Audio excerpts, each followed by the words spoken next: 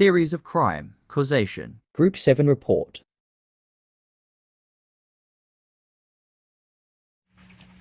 So, good day everyone. I'm here to report about interactional theory. I'm going to report what is interactional theory and related to our subject, crime and causation. So, magsugod ta. Interactional theory is an approach to question about social cognition.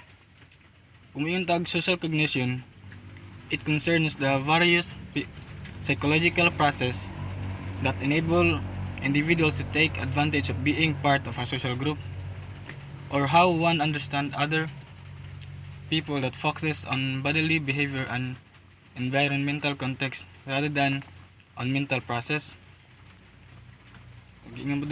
Interactional theory offers a broad explanation for the causes and consequences of involvement in antisocial behavior. When first proposed by Thornberry in 1986, so si Thornberry day ang nag-propose ani nga theory. Si Thornberry nagsuggest that the process of delinquency could be explained by the reciprocal relation between social controls variables and social learning variables over development stages. So kung may yung tag delinquency, it means in Tagalog anakan pabaya or masama na behavior or bad habits ana. And it primarily focus on delinquency and drug use during adolescence and early adulthood. This theory proposed that delinquent behavior was caused by weak social bond and involvement in delinquent networks, but that delinquency also had feedback effects to the further weakened pro-social belief system. So, pro-social is the behavior, for example, example yung pro-social, for example, sharing, consulting or comforting or cooperating and protecting someone from potential harm. Muna ang pro-social.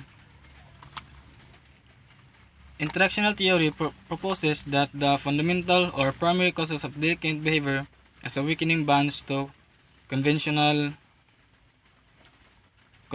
society. Conventional society siya is a large formal assembled interest such as political party or trade union. In this sense, it is a variant of social control theory that employs the basic argument that individuals who are attached to others committed to conformity and believe in conventional values and likely to engage in the delinquent behavior. When bonds to conventional society are weakened, however, a person acquires greater behavioral freedom. This is especially so if one concerned with explaining persistent and serious delinquency rather than isolated acts delinquency associations with delinquent peers and the learning environment they provide are the primary mechanism for cultivating both delinquent beliefs and delinquent behavior. As delinquency is learned and reinforced, it is up to become a stable part of the person reporter.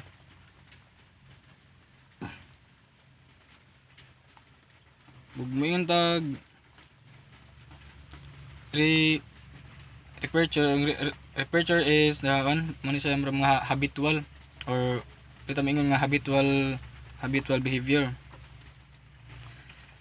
To this point, interactional theory is quite similar to integrated control theories. Murag ang interactional theory gi-relate siya sa integrated control theories. Murag mamao lang sa similar na sila. Kaya ang integrated theories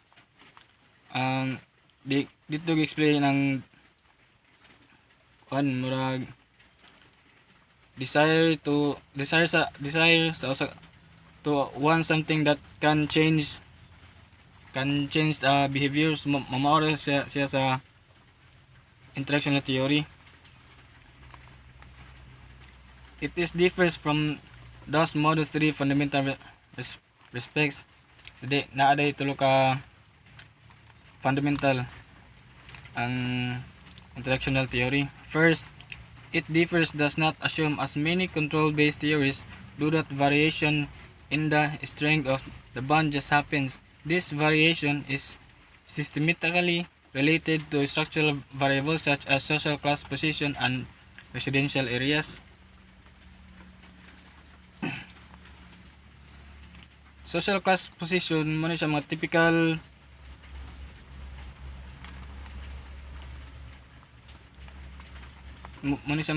chance of supply gas internal position of in life.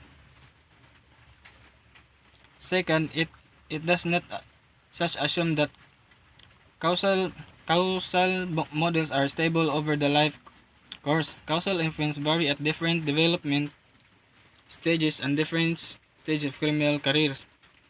Third, it does not assume that causal influences are overwhelmingly unidirectional and that delinquency is merely an outcome variable. Many effects are bidirectional and delinquency may contribute to the weakening of social bonds. Although interactional theory differs from other social control theories in these three respects, that the present analysis is considered almost exclusively with the third issues whether social bonding variables and delinquency are better thought of recursively or reciprocally related.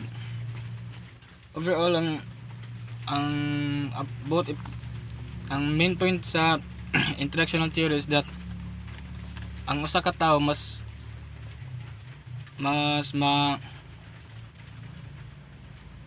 develop niya ang iyang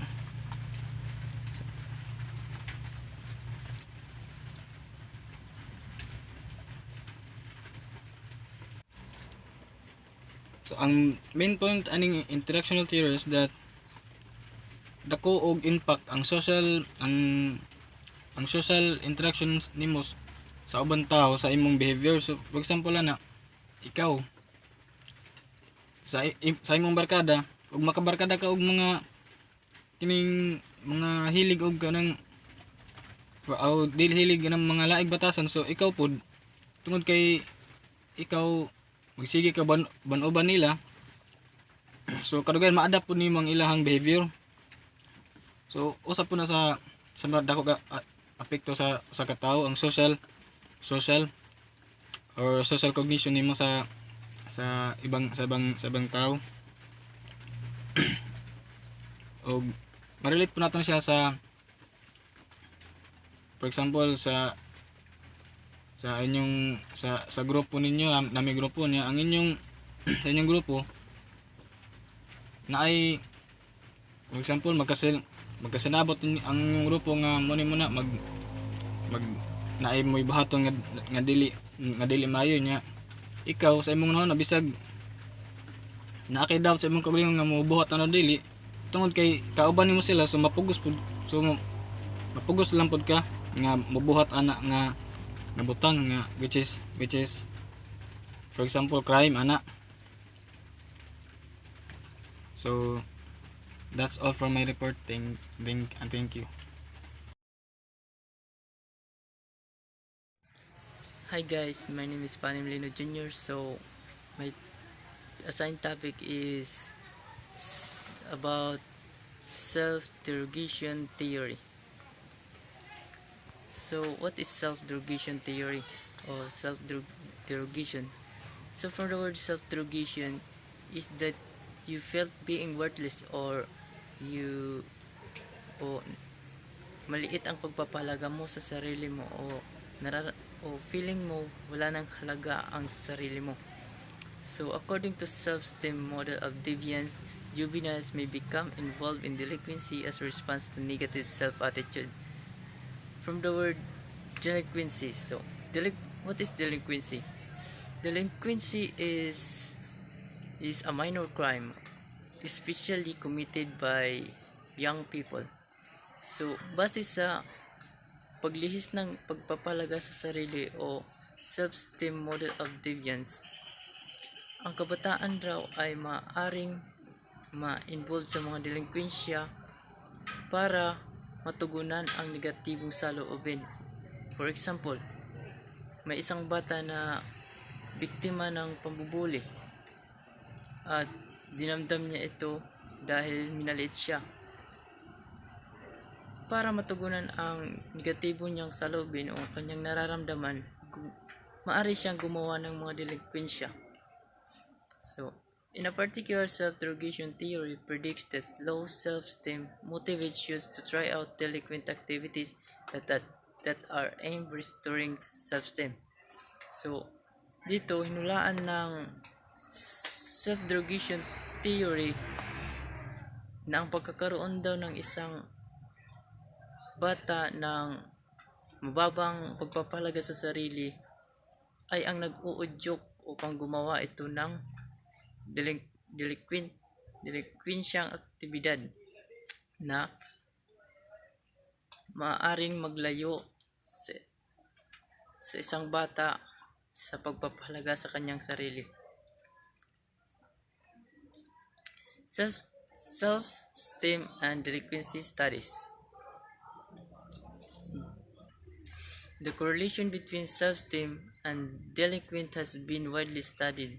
The proposition that delinquent behavior can have self-enhancing effects remains uncertain and undocumented. So, between self-esteem and delinquent behavior, malawak na pinag-aralan na ang pagkaroon daw ng delinquent behavior ay nagbibigay ng self-enhancing effect pero hindi pa tukoy o hindi pa napatunayan. This study examines some condition under which engaging in delinquent behavior may boost self-esteem. At this study examine na ang pagkakaroon ng delinquent behavior ay nagpapataas daw ng pagpapahalaga sa sarili. So, for example, kanina yung binigay ko na example, so yung batang biktima ng bullying. So, pwede niyang gawin sa iba yung ginawa sa kanya na pambubuli upang maitaas muli ang pagpapahalaga sa sarili. So, next. So, multivariate procedures. Applying multivariate procedures, dummy variable regressions to the youth in transition data panel, the article tests and estimates the combined effect on initial self-derogation and participation in delinquency and subsequent self-attitudes. The result is curvilinear interaction. Curvilinear interaction. The result shows a curvilinear interaction, second-order interaction where self-enhancement from delinquent behavior occurs only among youth whose self-esteem is extremely low and whose self-esteem needs are usually high. So, ang delinquent behavior ay nangyayari lamang daw sa mga kabataan na may mababang pagpapalaga sa sarili, na may pangangailangan na unusually high na pagpapahalaga sa sarili. Self-esteem and delinquency. Revisited again. A test of Kaplan's self-derogation theory of delinquency using latent curve growth curve modeling, W. Alex Masons 1-2 received on August 6, 1999 and accepted on September 4, 2000. Investigation of Kaplan's self-derogation theory of delinquency are numerous but results have been mixed. So, a test of Kaplan's self-derogation theory of delinquency ay marami daw resulta pero halo-halo. So, latent curve growth curve modeling or LGM. It was found that self-esteem had a moderate but significant negative relationship with subsequent delinquency, not a prior delinquent behavior. An additional predicted findings is that delinquency may also show occasionally enhancing effect among persons with very high self-esteem. So, dito may karagdagang resulta. Gamit ang latent curve growth curve modeling, may karagdagang natuklasan na ang delinquency ay hindi lamang nangyayari sa may mababang pagpapahalaga sa sarili, kundi maging sa may mataas na pagpapahalaga sa sarili din. So, for example, may isang mayaman na inaliit ang isang pobre.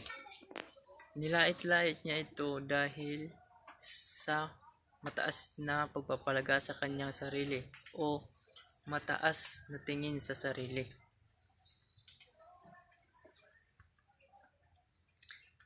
Kaplan's self-derogation theory of delinquency. Kaplan's 1975 self-derogation theory of delinquency is grounded in the assumption that all persons have a basic need to think well of themselves and to avoid negative self-evaluation. When low self-esteem is experienced, individuals are motivated to take action to restore positive self-regard. This self-esteem motive is evident during adolescence, when most boys and girls develop favorable views of self within the confines of commitment to conventional reference group. So, dito, Kaplan's self-derogation theory of delinquency is grounded in the assumption that all persons have basic need to think well. So, may pangangailangan daw ang mga tao na mag-isip ng maganda para sa kanilang sarili para maiwasan ang negative self-evaluation o ang pag-aaral sa sarili o ang pag-aralan ang sarili. When low self-esteem experience, individuals are motivated to take action to restore positive self-regard. So, upang pag naramdaman ang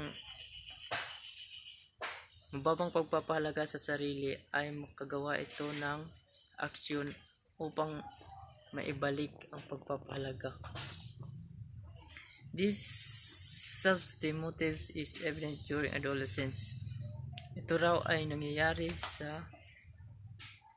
during adolescence.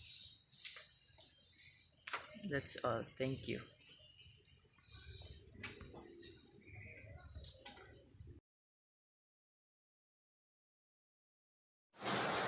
Good day everyone. My name is Jairus F. Mananay, Base Cream 2, Section E. Ako ang Group 7. Ako ang topic is self-control theory. So ato kaning explain karon unsa kining self-control theory. Katong basahon, the self-control of crime often refers to as a general theory of crime. Is a criminological theory about lack of individual self-control as the main factor behind criminal behavior.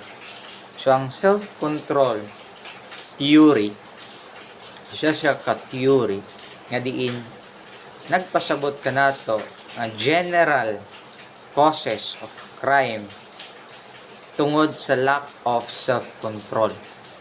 Diba? In a criminological theory about lack of individual self-control as the main factor, gingon diya, main factor behind criminal behavior. Siya mo ay main factor nganong ang usa ka tawo makakumit og usa ka krimen tungod sa lack of self-control. Ano man? Nganong main factor man siya behind criminal behavior. For example, kung usa ka tawo aduna lang gyoy pagpugong sa iyang kaugalingon, dili siya makahimo sa pag-commit og crime. Diba? For example,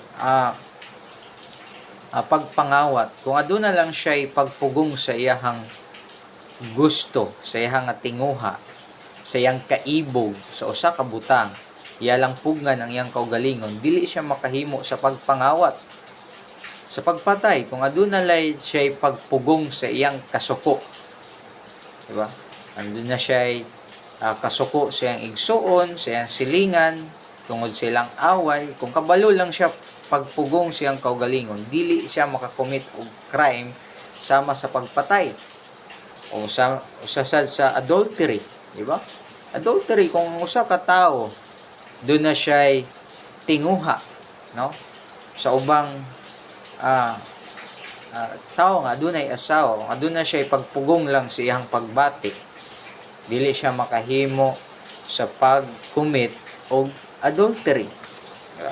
So, as a main factor gudi no, sa criminal behavior is lack of self-control.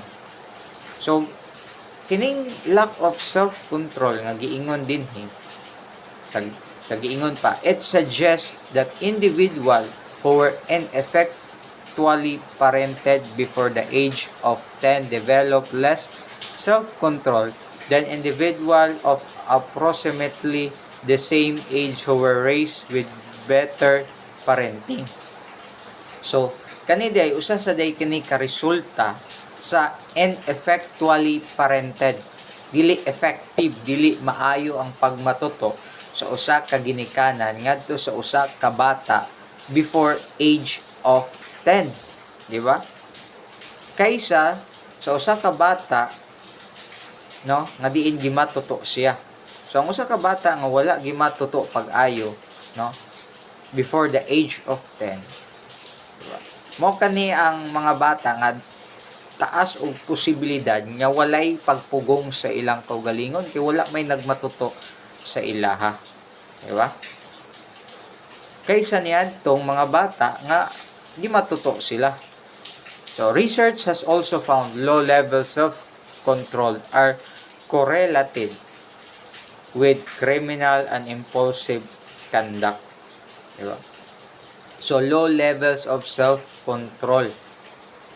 So, mo ka na nga ito ang masabtan nga din tungod diay sa self-control, no? Lack of self-control, lack of self-control, ang tao makakumit og crime. Diba? So, matod pa, the theory was originally developed by criminologists Travis Hershey and Michael Gottfredson, but has been subject to a great deal of theoretical debate and a large and growing empirical literature. The general theory of self-control posited in Gottfredson and Hershey 1990 has found a broad array of research and debate. Most crimes, they argue, are simple to commit, required no long-term planning, and provide few long-term benefits. So, muna sila. Tumlikon muna sila si Gottfredson o si Hershey. Sila mo ay nag-develop nining mga theory bayan sa self-control theory. Given the natural of criminal behavior, individuals lacking of self-control should be risk-taking, adventurous, short-sighted, non-verbal, impulsive, and insensitive to others. Give it a natural of criminal behavior. Individual lacking of self-control, di ba? Kaning individual lacking of self-control, kani sila mo yung mga adventurous, di ba? Short-sighted, non-verbal, impulsive, nga dili maghuna-huna sa ilang gihimo, naabay consequence, impulsive, wala sila maghuna-huna, dali ra nga desisyon. So ang usa ka bata kung dili day siya matuto pag-ayo, ma-develop kining lack, no? Kaning lack of self-control. Dako siya nga impulsive, di ba? Nga dili maguna-una, dali-dali lang nga desisyon iyahang himuon. Diba? Non-verbal. Di siya magbantay sa iyahang pangstorya, di siya magbantay siyang pagbuhaton. Diba? So mo hinungdan, dali ra makakommit ang usa ka tawo og crime kay tungod kay impulsive siya, dili siya maghuna-una nga din unsay resulta, unsay consequences sa iyang gihimo nga unsay iyang himuon nga sala, di ba? So, Gottfredson and Hershey, 1990, argue that lack of self-control is not only the cause of crime. Not only the cause of crime, but the lack of self-control also causes other analogous behavior. Diba? Because individuals lacking in self-control are insensitive to others and are risk-taking. Insensitive sila. Diba? Di sila kabalo mo bati sa society. Kung doon ay nagpalibot nila ng society, mga tao, insensitive silang kaugalingon. Ang ilaha lamang, gusto lang nila, ang ilaha nga mapagawas kung unsa ilaha nga pagbati. Ug dili nila na makontrol. Diba? They are also more likely to experience problem in social relationship. No? Kaya sila magka-problema. Experience problem in social relationship. Sa social, sa ubang mga tao. Diba? Bantay mo ka ng mga dali ra masuko. Diba? Mo sila'y usahay nga problema. Mga putong mga tao. May problema sa society. O hitungod kay sila mo'y dali magka-cause og problema. Gamay lang na istorya, gamay lang na bikil. Mapadako dayon kay tungod kay lack sila og self-control. Mo say problema in social relationship, di ba? Maglisod sila og panag-uban ngadto sa ubang mga tao kay tungod kay gamay lamang nga istorya, gamay lang nga joke, gamay lamang nga sa diha masuko dayon sila. So such as marriage, bisan sa kaminyuon, they are more likely to use drugs and abuse alcohol. And they are more likely not to wear a seat belt and to get into automobile accidents. This referred to as the generality postulate of general theory. The cause of low self-control is found in parenting.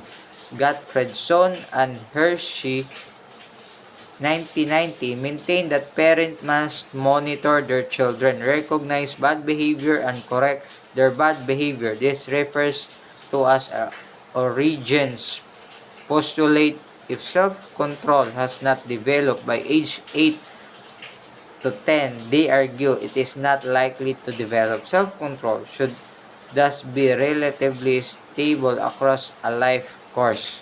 Diba? So, makita na ito, gayud, no? Na din, sa hinungdan. Yan siya diya. To use drugs, abuse alcohol, and they were more likely not aware of seatbelt. Ngayon, may mga tao, walay self-control. Mag-aaway lang, tungod silang kasuko, diba? Mag-away ang mag-asawa, mag-away ang mga partner, tungod silang kasuko. Kaya tungod sa ilang kasuko, dili nila makontrol, lack of self-control. No? Bantay mo, mag-asawa, nag-away, nag-drive og sakyanan. Mo'y hinungdan sa accident. Itungod kay walay pagpugong sa ugalingon, nagpakusog og dagan, wala na nag-seatbelt, ang na ang ilang away, way self-control, padagan lang og kusog, di na disgrasya. So mo day usa nga main causes gayud kanang lack of self-control. Kung ang tao lang gyud adunay self-control, dili siya ma-aksidente, dili siya maka-aksidente po, diba? Ngadto sa uban. Mo ginailang gisuggest ni Gottfredson and Hershey nga kinahanglan i-maintain sa usa ka ginikanan sa pag-monitor sa usa ka bata, di ba?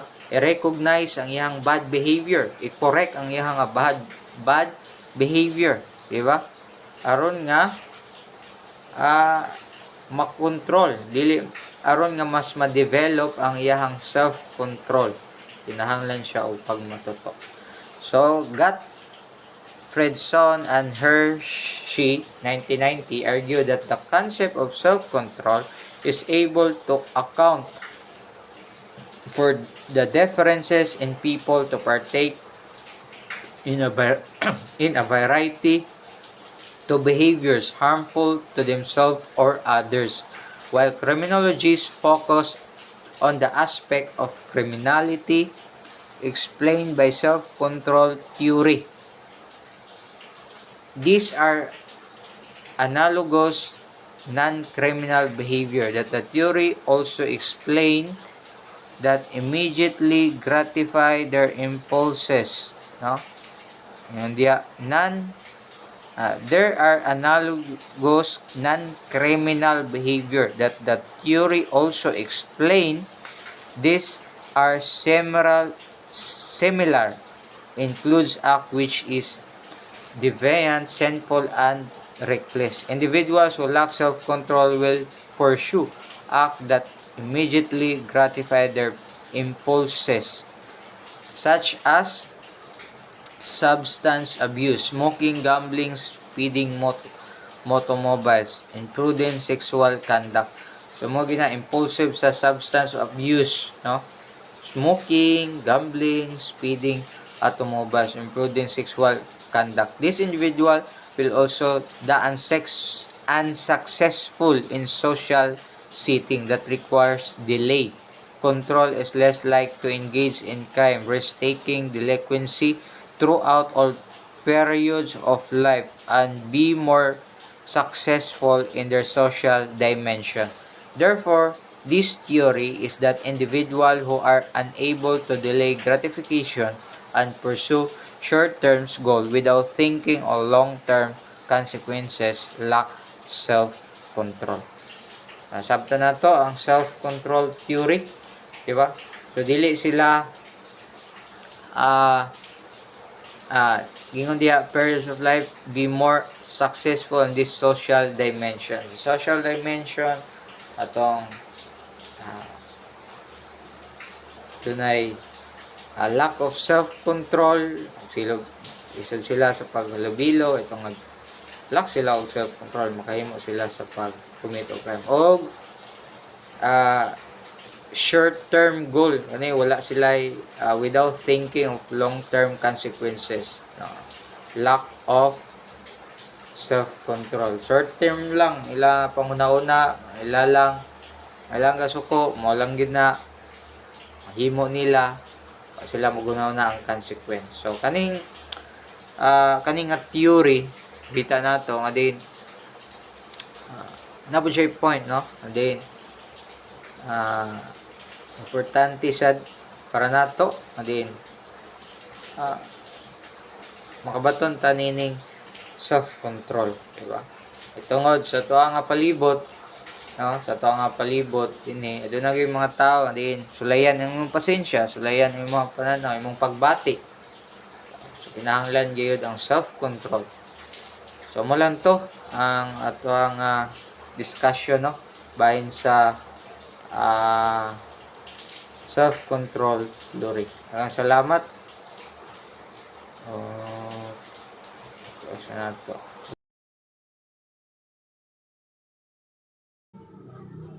So, good day everyone. I am Christian D. Bauer from Section E. Today, I will be discussing the cultural deviance theory. So, first, we must define cultural and deviance. First, we have culture. Culture is consists of the beliefs, behavior, objects, and the other characteristics common to the others of a particular group or society. So, culture comprises different factors that are present or common to the individual or a member of a certain group. These are the ways of living everyday lives according to their beliefs, custom, goals, and their values. So, let's go to deviance. State or condition markedly different from the norm. So deviance, it refers to a state that is veering away from the norm. An example of a deviance to define it clearly is that when someone is different from others. So deviance is mura siya kan gid kana bang nagit siya kunahay bali example is kanang sa inyo mag-family naa jud usa ka tawo nga kunahay Diyos nun kaayo mo then naa jud usa ka tawo na nga different jud ninyo lahi ninyo bali ungas siya sipat ng inana. Then let's go to cultural deviance theory. Cultural deviance theory is occasionally synonymous with the social disorganization theory. Is the idea that higher rates of crime are created by community in which the person that committed the crime resides. So this theory hypothesizes that criminal acts are caused by learned beliefs that make crime an appropriate response to social conditions. The implication of this theory is that lower socioeconomic status, the socioeconomic status area, have higher crime rates due to the surrounding lower socioeconomic status. So, kasabot na rin sila sa ganing socioeconomic status, no? Then, siya. Then, Charlene experiencing what sociologists Clifford Shaw and Henry Mackay called cultural deviance theory. So, kani si Clifford Shaw and si Henry Mackay is more siya ang duha ka sociologists, no? Then, kani si Charlene is naka-experience na ko na siya sa gingon nila nga sa duha ka sociologists nga si Clifford Shaw and Henry Mackay. The theory states that the individual is not responsible for their deviance as much as the community within which they reside. People are influenced by place, people, and social structure of the community in which they reside. Then, kanimong siya is nagpuyo ni siya si Charlene o sa nibalin siya sa kalugar. Then na katunga communities kuan siya is namo mga itabo ng mga crime nga sa ila lugar din tungod sa ila socio economic status nila ngadto maong damog na hitabo maong damog nga ingon nga nahitabo sa ila.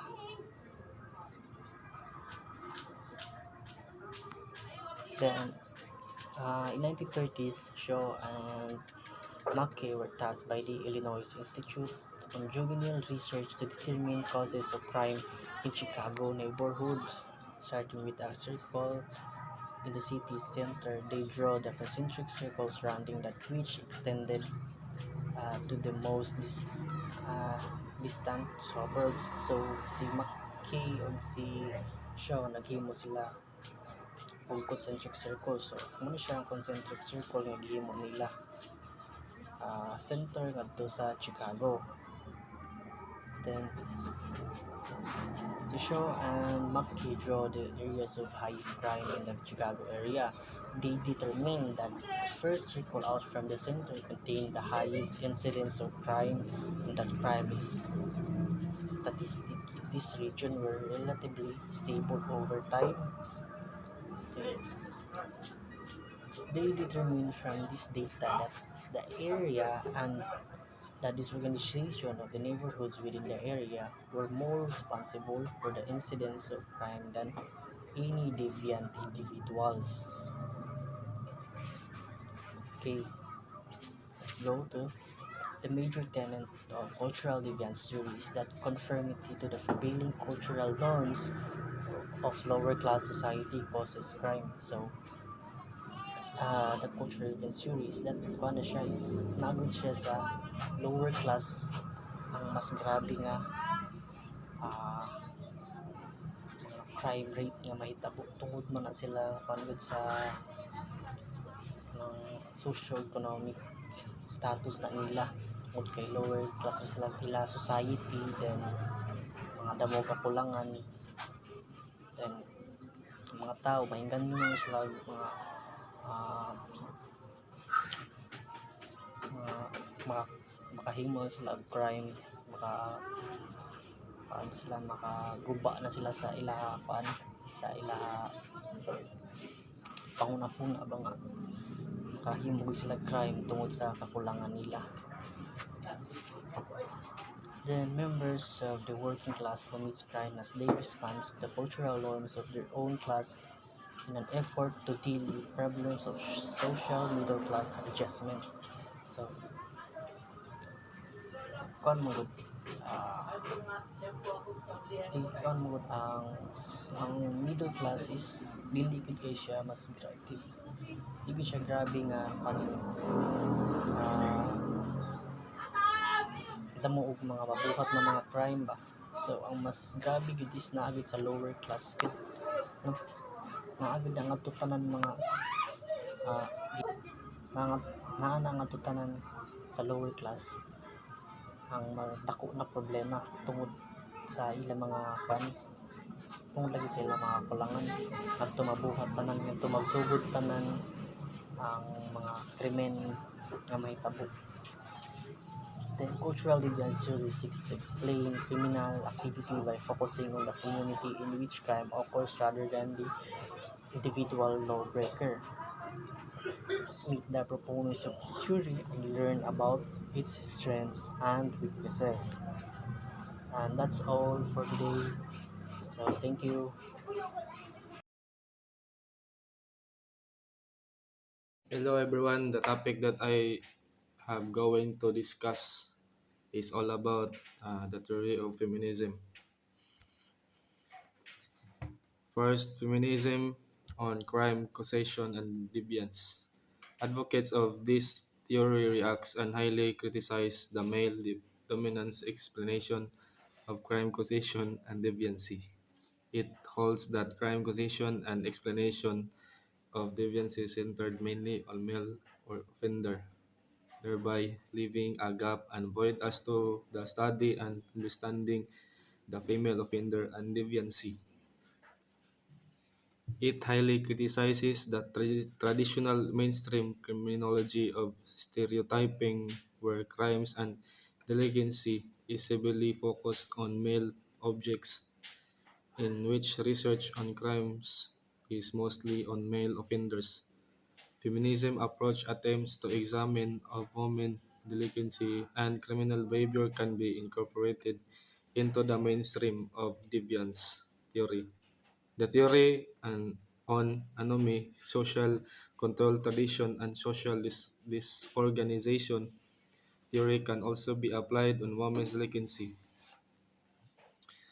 For example, if a woman physically and psychologically abuses for her husband on regular basis, so feminists will corporate society react to this crime versus the reaction to a man committing the same exact act to see if there are any double standards or biases. So there are three feminist school of thought. So first, liberal feminist, second, radical feminist, and third, social feminist, feminism day.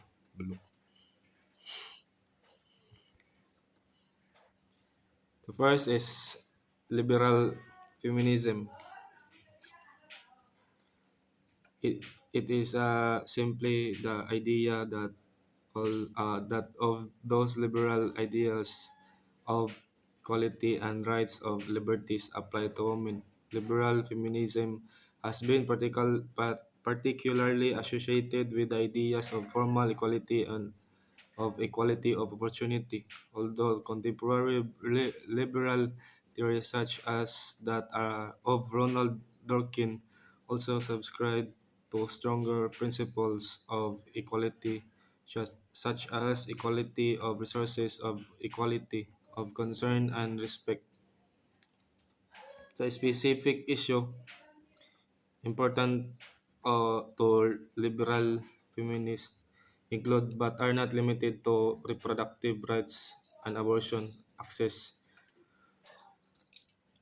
or sexual harassment, voting, education, fear, compensation, compensation for work, affordable childcare, affordable healthcare, and bringing to light the frequency of sexual and domestic violence against women. According to this school of thought, women's deviance is rational response to the gender discrimination that women experience at work.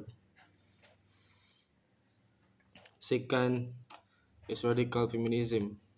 According to this school of thoughts, patriarchy, meaning that male domination over males, keeps women more attached to this family, children, and home.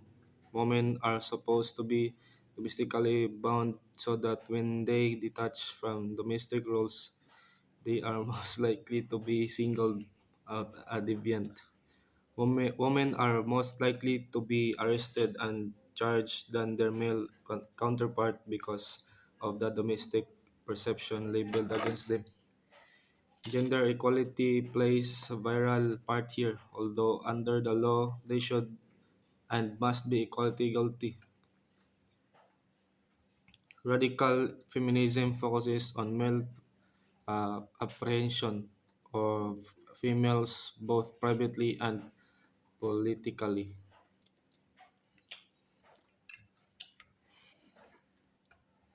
Distinction between liberal and radical feminism. So radical feminists accept the structural sexualization difference between man but seeks to reverse the valuation of such variance. Liberal feminism often accept the hierarchical ordering but seek to reverse the sexualization of the dichotomies. So the third is social feminism. This school of thought argues that woman deviancy is the byproduct of exploitation of capitalism and patriarchy. Women are exploited by the capitalism and patriarchy, and as a result, they live with only fewer opportunities. They uh, they saw women as inherently different in their point of view from men. The campaign for social improvements and protection of the interests of women issues include education, property rights, job opportunities, labor laws, consumer protection, public health, child protection, and the vote. Thank you.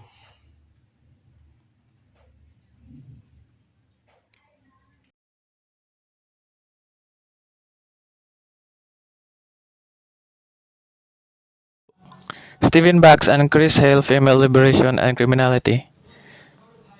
Stephen Bax and Chris Hale debunked the theory as claimed by many scholars in the field of criminology which support the theory that women liberation and emancipation leads to increase of female offending. Data relating to England and Wales for 1951 to 1980 criminality The results give little support to emancipation or liberation causes female crime hypothesis, but do provide limited support for the marginalization thesis. So, according to Box and Hale, the increase in female criminality and deviancy has nothing to do with liberation and or emancipation. Instead, they noted that the increase in female offending is more likely due to poverty and economic recession.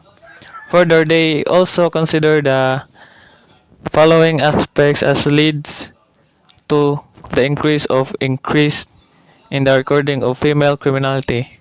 So this is the following aspects as lead to the increase of female criminality. First is increase of number of female officers as a possible factor or influencing the recording. Next is perception of greater liberation among women has been sensationalized and has sensitized authorities to the problem and lead to a greater likelihood of female offenses being recorded. Now next is analysis and discussion.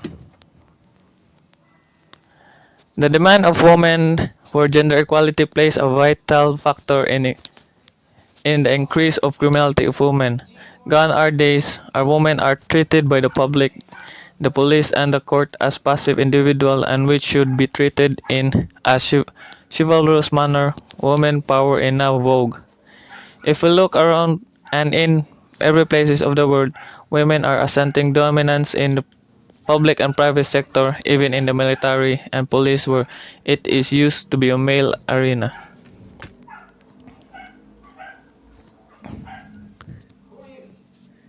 Next is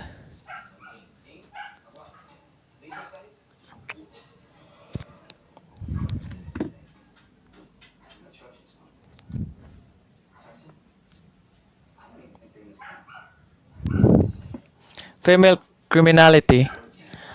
Freda Alder,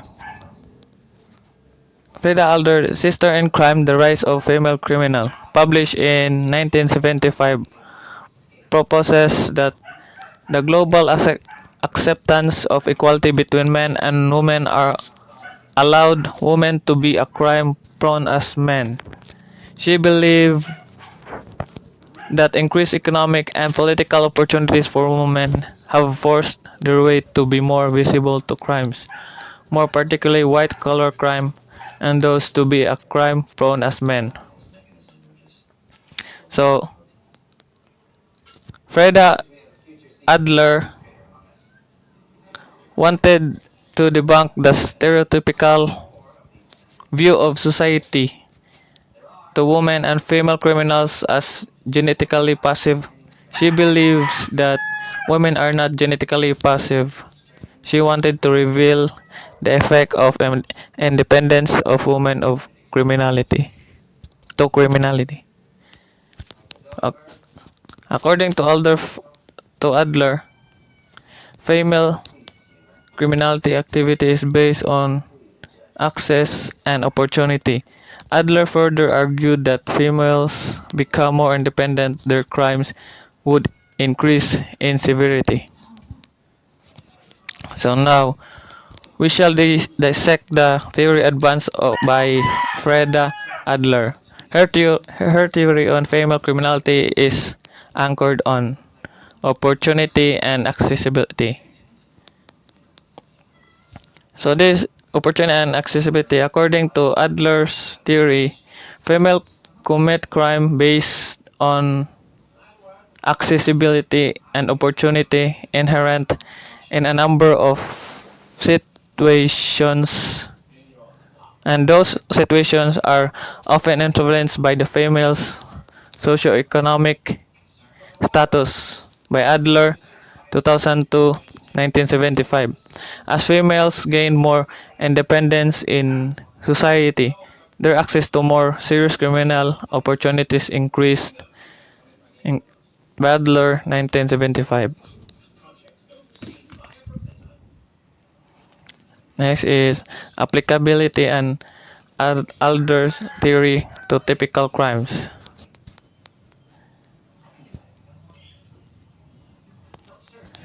Now let's apply the theory of Adler and access and opportunity which leads to female criminality to typical female crimes. Typical refers to a class or classification in describing a variety of crimes that female gender tends to commit. These types of crimes do not require a degree or physical strength which men use often in the commission of crimes and include but not limited to the following. So this is the following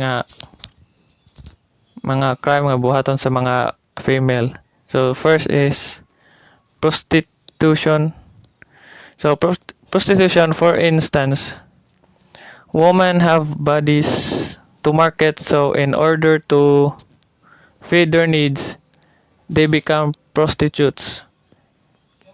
Because money ang easy way, an opportunity to make quick bucks or money without sweating it out, just like an ordinary worker do.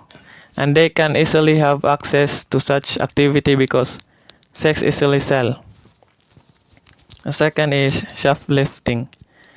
Women love shopping, if not shopaholics. So when women do not have the means to buy her stuff she loves, shopping provides her the straightforward opportunity to steal.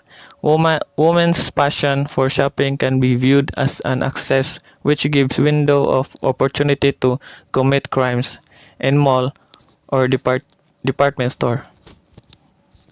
Number 3 is murder. This crime that female may commit usually involve with someone with whom she had relationship. Victims are usually male with whom the female have had an intimate relationship, spouses or children. According to Adler, female criminals have a relationship with their victims, thereby providing an opportunity for the crime. This crime could be caused by mental illness, sexual or emotional abuse, rejection by family members or peers, financial difficulties, or other similar factors.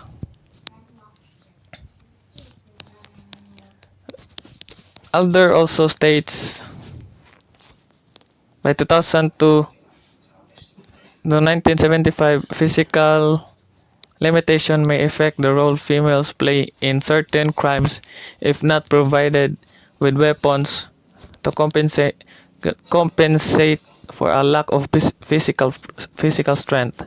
Should the crime involve some form of confrontation or strength, the female is either acting alongside a male accomplice or utilizing a weapon such as gun to balance her smaller build.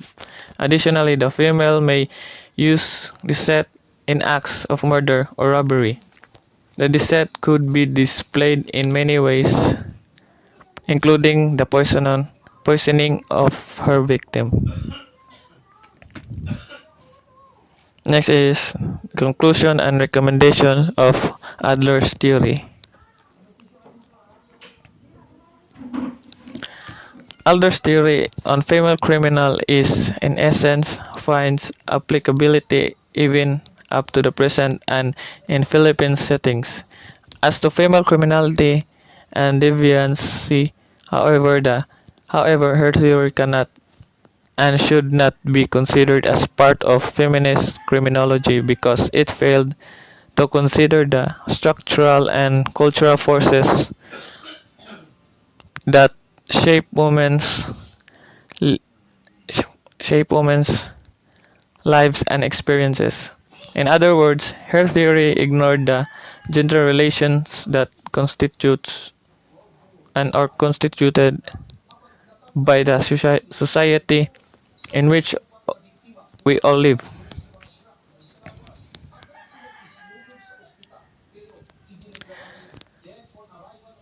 Simply put, Adler's theory appears to be within the framework of traditional mainstream criminology.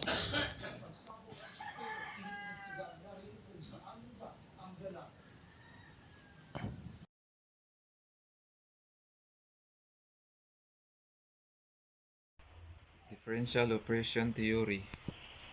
The operation of children occurs within multiple social contexts that interrelate to produce harmful outcomes for children. Children are exposed to different levels and types of operation that vary depending on their age, level of development, socioeconomic, class, race, and the belief and perceptions of their parents. So, ang operation sa children mao ni ang kuan kanang pangpadahog sa mga bata nga pwede nga makaproduce og harmful outcomes para sa mga bata nga children are exposed sa kinaiyang kinalalahi labi na sa mga edad o sa mga kultura sa mga ginikanan depende na sa ginikanan kung unsaon nila pag silang mga bata. According to the theory of differential operation leads to adaptive reaction by children, passive acceptance, exercise of illegitimate coercive power, manipulation of one's peers, and retaliation. So, according sa kaninga theory, ang pangpandahog sa mga bata kay pwede maka-adapt maka-adapt kung ilang ma-adapt, kung mandahog ka, ma-adapt na nila, na pwede na nila masundog mo nang may mga murag makuha ng mga bata na sila oppressive acts na kung kani minus-minusan pwede na maka-reduce sa prevalence of juvenile delinquency and other problem behaviors. Child development take place within a set of embedded contexts that include both micro and macro level system and their interaction. The social context determines the degree of which individuals can develop their abilities and realize their potential. Healthy child development requires that the social context provide opportunities to fulfill physical, intellectual, psychological, and social development needs. According to Reguli and Hewitt's theory of differential operation from 2001 and 2003, the development ecological perspective provides a means for understanding how the operation of children is likely to occur within multiple social contexts. These contexts include both micro-level relationships with family and friends and macro-level structural elements such as race, class, neighborhood, and age. So according ani nga kuan kang theory kang Reguli and Hewitt's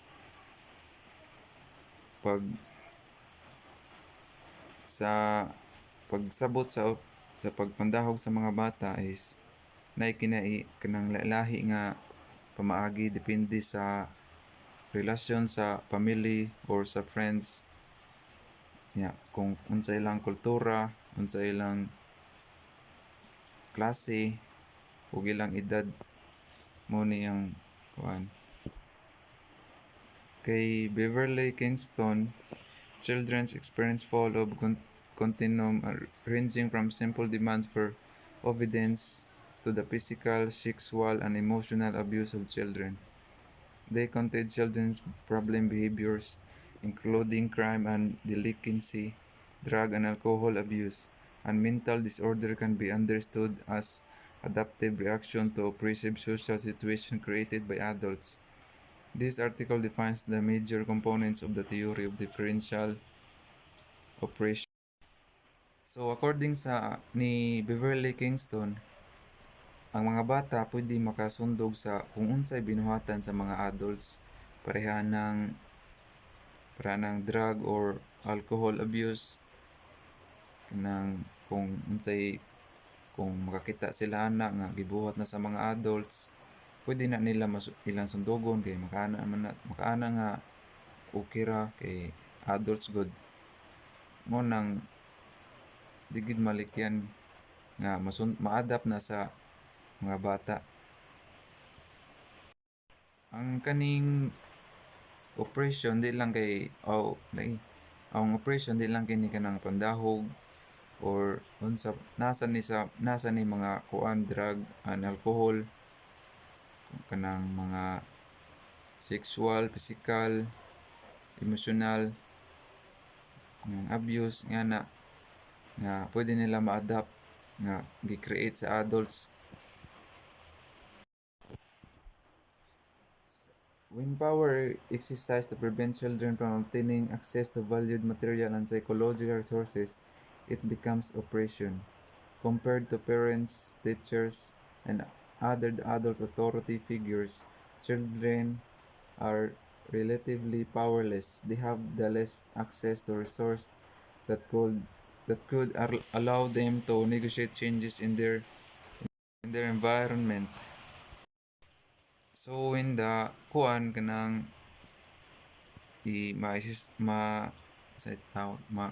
ma-exercise so ma-prevent ang mga bata nga ma-access ang kuan sa mga material o mga resources, ma-operation gyapon tawag ana, operation gyapon tawag kay di man malikyan nga madahogan madisiplina kanang dahog mo man madisiplina sila sa pinaging sa dahog na compared sa mga adult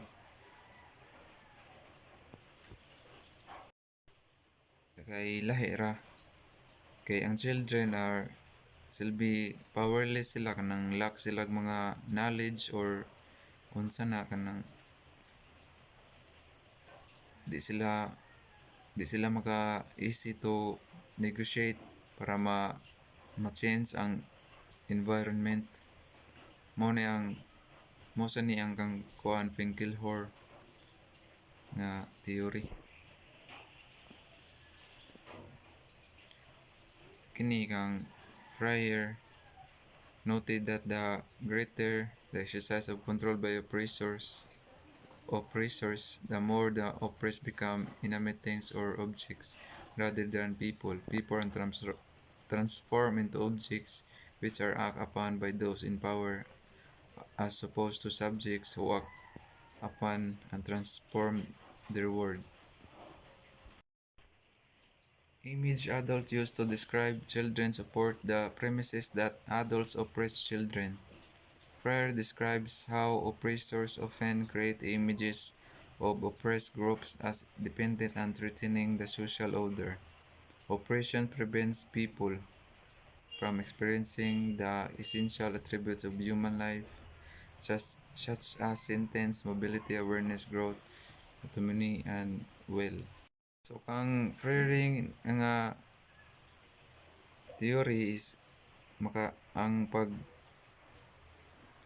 kanang mga oppressor kanang mga adults nga kanang oppressor tawagan nila kanang kung kinsa tong manahog or kinsa tong maghatag og abuse, oppressor nga kung unsa ilang ma-create nga image pa or threatening ngadto sa mga bata. Daghan nig epekto ang oppression mo nang maka-prevent sa people nga maka-experience sila human life kanang attributes sa human life, sa mobility, awareness, growth, autonomy, and will. Mo ni nga daghan kayo pinagi aning oppression, dagay epekto ani nga maka-prevent about sa human life. So Mauran to ang differential operation of theory. And thank you.